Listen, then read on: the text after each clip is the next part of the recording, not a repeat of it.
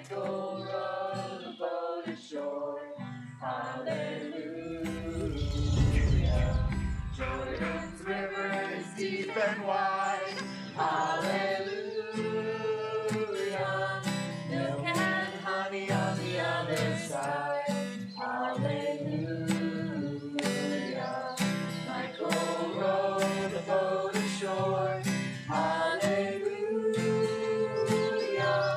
Michael rowed the boat ashore. Hallelujah.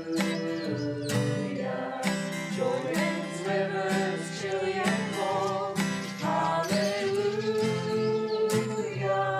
Chills the body but not the soul. Hallelujah.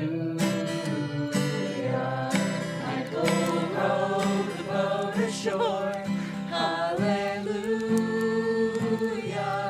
Michael rowed the boat ashore. Hallelujah. Good job, Avery. Well done. And with that, I think we are off to bed.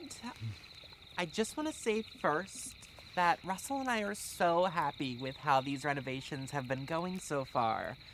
Yeah. You all are a truly wonderful group of counselors. And I think by the end of this summer, you'll be a truly wonderful group of friends as well. That's an understatement if I ever heard one. Oh, Russell. I mean it. We cannot do this without you all. So please enjoy yourselves tonight. Starting tomorrow, we get into some of the heavier work, and we want to make sure we are ready to roll by the time campers arrive in June. So that being said, while we love everyone letting loose and having fun after hours, that all stops when the campers arrive. We don't want a repeat of what happened in 57. What happened in 57? Some boy drowned. The counselors weren't paying any attention. So we need to make sure that we are paying attention at all times. Now, that means no drinking, no drugs. No exceptions. We quit. Yeah, we can't work in these conditions. Listen, we are so lucky to have this place. For years, the Christies ran a phenomenal camp here.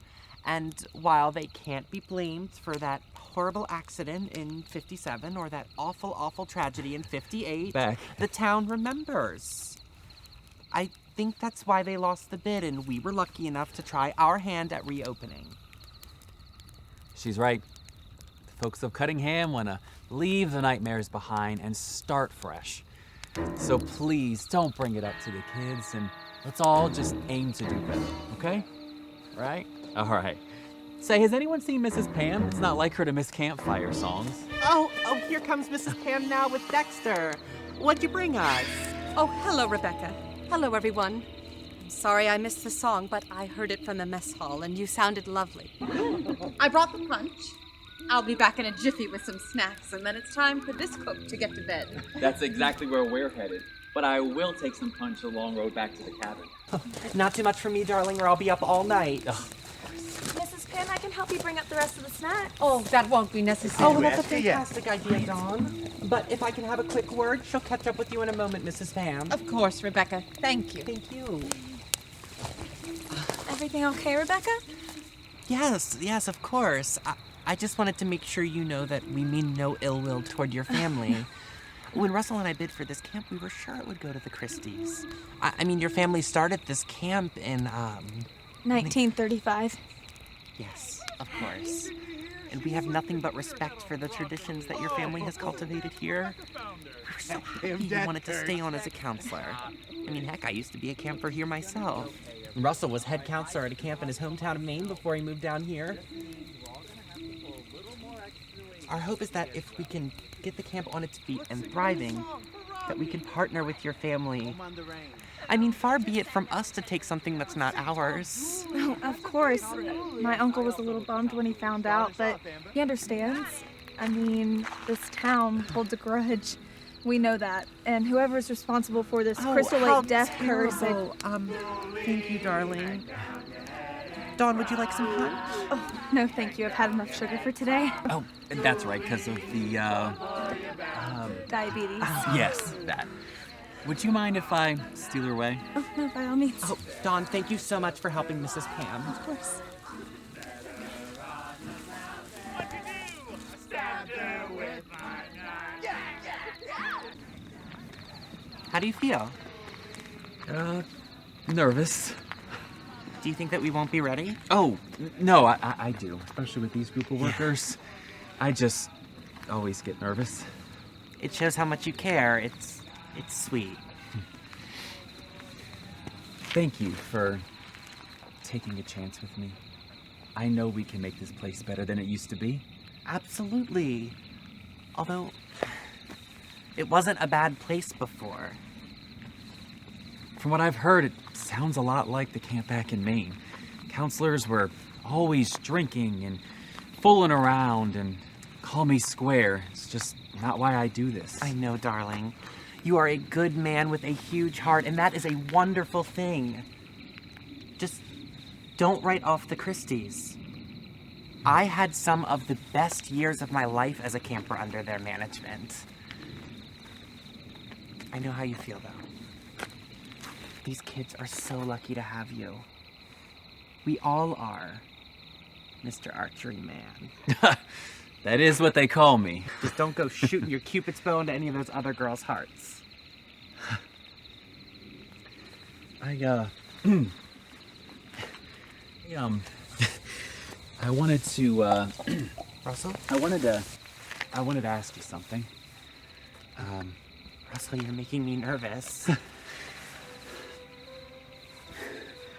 Oh, my stars. Russell?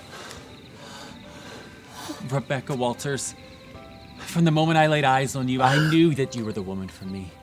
Would you make me the happiest man in the world? Will you marry me? Yes, Russell, yes, I will.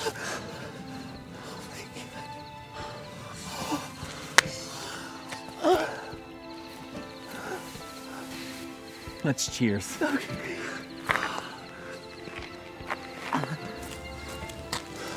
To Camp Crystal Lake, to this amazing opportunity we've been given, and to our future together as Mr.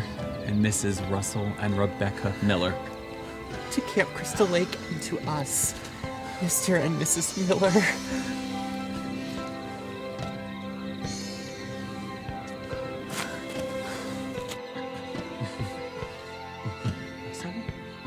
Russell, are you okay? Russell, are you okay? Russell! Russell!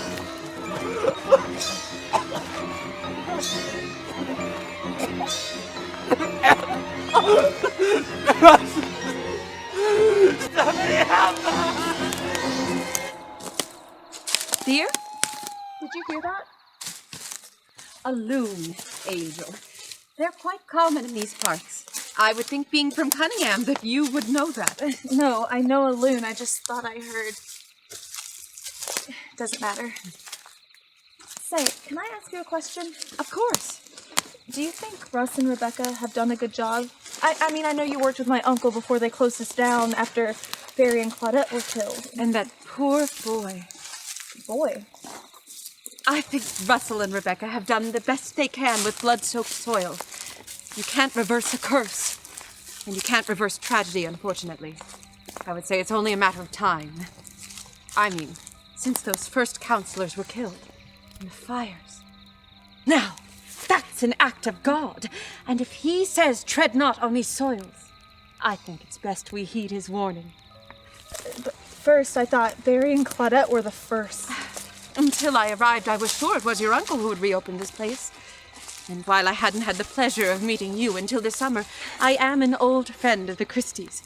Needless to say, I was surprised to see the fresh young faces of Russell and Rebecca. I struggled with whether I could complete my duties under their leadership, but there is the larger picture to consider. The children. One in particular.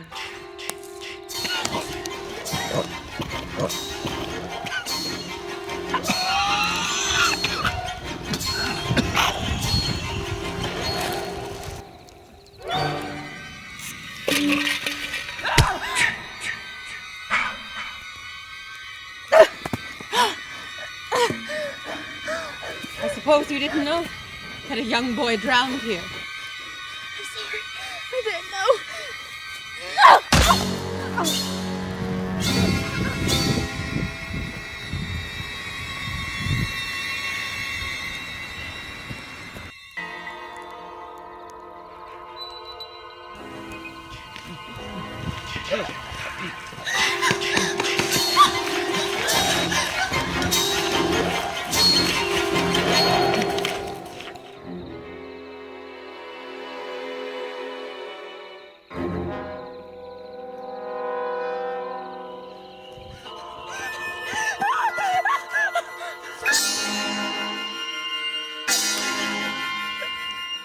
Come now, dear. It'll be easier for you than it was for Jason. Please stop. Please stop.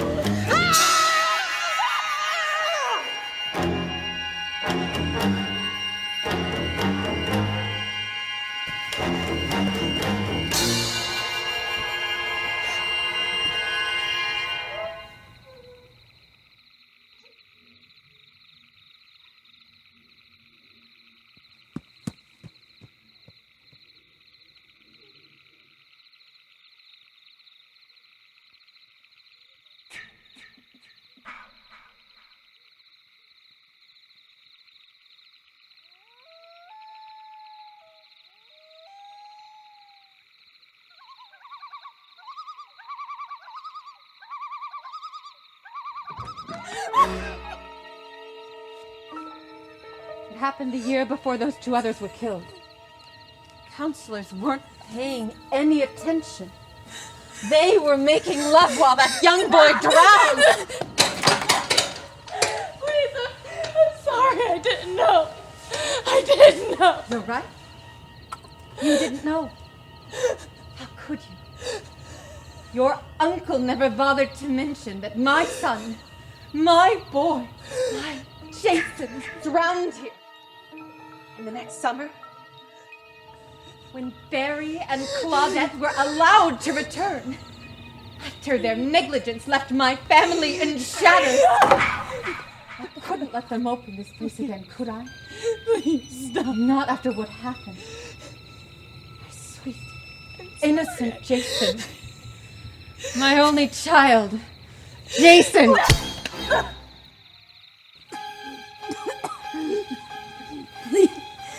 Rebecca and Russell would have never allowed that.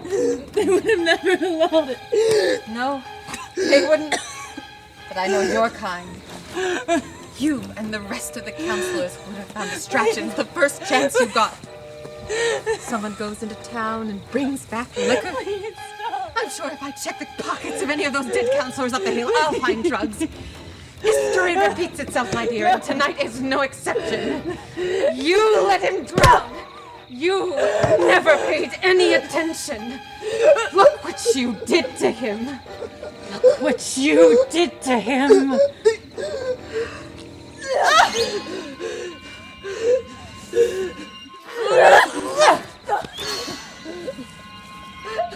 I was going to end it tonight. I was going to finally join my darling boy in the afterlife. But you've made it clear to me that I must keep this land sacred for him. No. Please. No, don't give me the chair. My dear, sweet child. This town loves a cover-up. Cunningham doesn't want to be associated with more murder. Not after what's happened. That's why I poisoned our drinking water.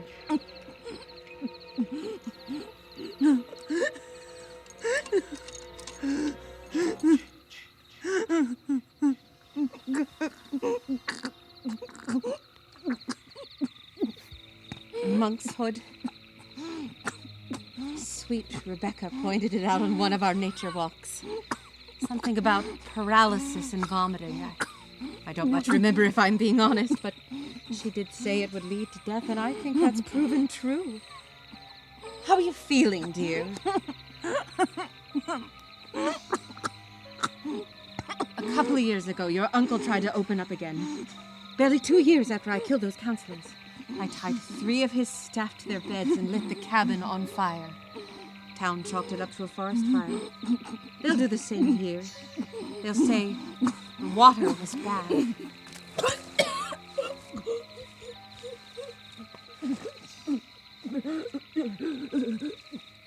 Kill him. Kill him. Make her pay. Make them all pay. I will, Jason. I will. My special boy.